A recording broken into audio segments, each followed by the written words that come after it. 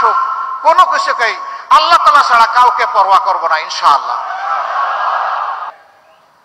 যেদিন বাংলাদেশের মানুষ রোকন ভাই বোনদেরকে দেখে একথা স্বীকার করবে, একথা বলবে যে এরাই তো রাসূল করিম সাল্লাল্লাহু আলাইহি সাল্লামের হাতে গড়া সোনার মানুষ, সাহাবায়ে কেরাম রিদওয়ানুল্লাহি তাআলা আলাইহিম আজমাইনের ছায়া, এদের মাঝেই আমরা সেই ছায়া দেখতে পাচ্ছি।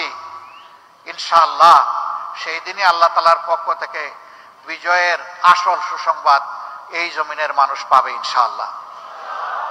রাসূল করিম সাল্লাল্লাহু আলাইহি সাল্লাম আর হাতের ছোঁয়ায় যারা সোনায় পরিণত হয়েছিলেন সেই সমস্ত সোনার মানুষগুলো, তাদেরকে বেশি করে জানবো, বেশি করে পড়বো, বেশি করে অন্তরে শ্রদ্ধার সাথে ধারণ করব এবং আমলে তাদের পথটাই আমরা দাঁত কামড়ে আঁকড়ে ধরবো ইনশাআল্লাহ। এই পথে বাধা যা আসুক, কোনো কিছুকেই আল্লাহ তাআলা ছাড়া কাউকে পরোয়া করব না ইনশাআল্লাহ। আমরা এমন একটা দেশ চাই যেই দেশের টেকনাফ থেকে তেতুলিয়া, জাফলং থেকে সুন্দরবন,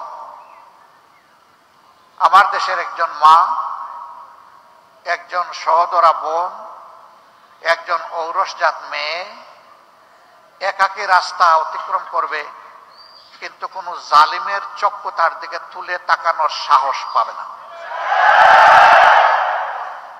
আজকে সে দেশটি আমাদের নেই, ওই জায়গা আমরা তৈরি করতে চাই। আমরা মায়ের জাতিকে ওই মর্যাদায় নিতে চাই যে একজন মা, একজন বোন, একজন মেয়ে দেশে নাগরিক হয়ে বলবে আমি দেশের গর্বিত নাগরিক, আমি ইজ্জত নিয়ে দেশে আছি, আমি আমার ইজ্জত, আমার অধিকার ফিরে পেয়েছি। আমরা সেই মা, সেই বোন এবং সেই মেয়ের জায়গায় আমাদের মায়ের জাতিকে নিতে চাই। এখানে মানুষের মধ্যে দল এবং ধর্মের ভিত্তিতে কোনো বৈষম্য আমরা চাই না। রাসূল করিম সাল্লাল্লাহু আলাইহি সাল্লামের সমাজটা ছিল বহুমাত্রিক সমাজ। মুসলমানরা ছিলেন, ইহুদিরা ছিলেন, খ্রিস্টানরা ছিলেন, সকলেই ততদিন পর্যন্ত শান্তিপূর্ণ বসবাস করেছেন যতদিন না কেউ রাষ্ট্রের সাথে বিশ্বাসঘাতকতা করেছে। যারা বিশ্বাসঘাতকতা করেছে তারা তাদের উপযুক্ত পাওনাটাও বুঝে পেয়েছে।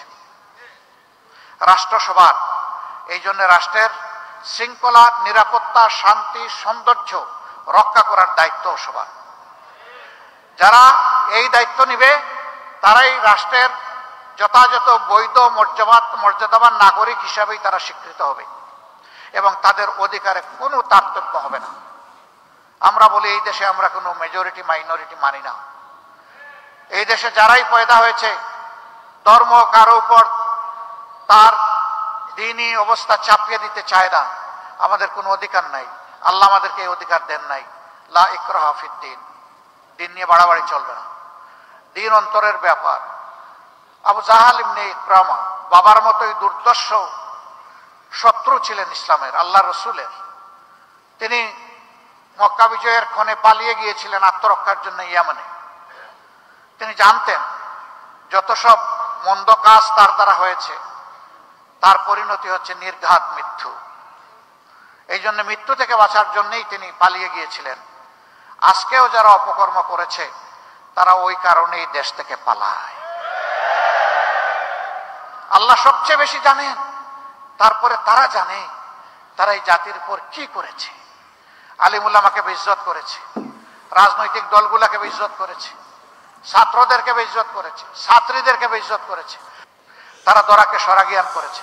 ভীষণ অহংকারী, তারা কাউকে পরোয়া করত না। মানুষকে উপহাস করে কথা বলে আনন্দ পেত, মানুষকে কষ্ট দিয়ে তারা উপভোগ করত। আল্লাহ তাআলা তাদের পাওনা কিছুটা তাদেরকে পাইয়ে দিয়েছেন, বাকি আরো কিছু পাওনা দেশের মানুষ দেখতে চায়। আর মূল পাওনাটা হবে আদালতে আখেরাতে, যেটাকে বলা হয়েছে ইয়ামুত তাগাবুন, হার জিতের দিন। যিনি হারবেন পুরাপুরি হেরে যাবেন, যিনি জিতবেন তিনি রক্ষা পেয়ে যাবেন। সেই দিন সবাই যার যারটা পাবে।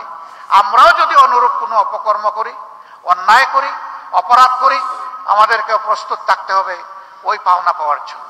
আল্লাহ আমাদেরকে হেফাজত করুন, ওই বিপদে আমরা যাতে না পড়ি। আল্লাহ আমাদেরকে রক্ষা করুন, সাহায্য করুন।